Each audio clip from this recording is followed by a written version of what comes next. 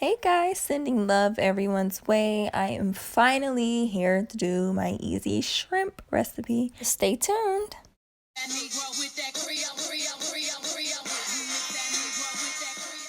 Oh yes, I like that.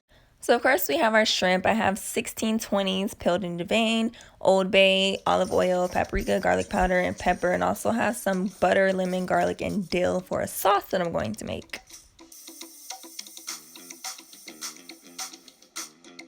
So since I make this religiously, I literally just eyeball everything, but I will have the exact measurements in the description box for those of you who don't like to do that. And you just see me adding the garlic powder, the paprika, the Old Bay, no specific order, and the pepper.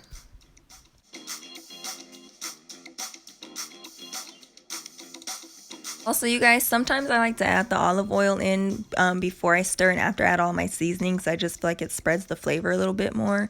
And then I stir. I didn't do that this time, but I noticed I didn't have enough paprika and garlic powder to my liking, so I just popped some more on in there. And then I kind of added some Tony Chaceras because I felt like it.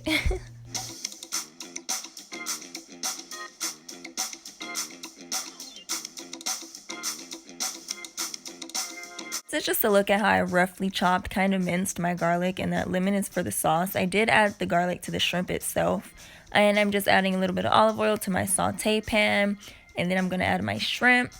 And most people are going to tell you not to overcrowd your pan, which is a great idea.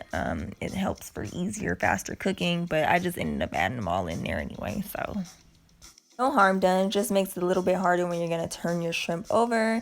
I added some more garlic and then I covered them, and since I crowded the pan, I cooked these for roughly about 3.5 to 4 minutes on each side.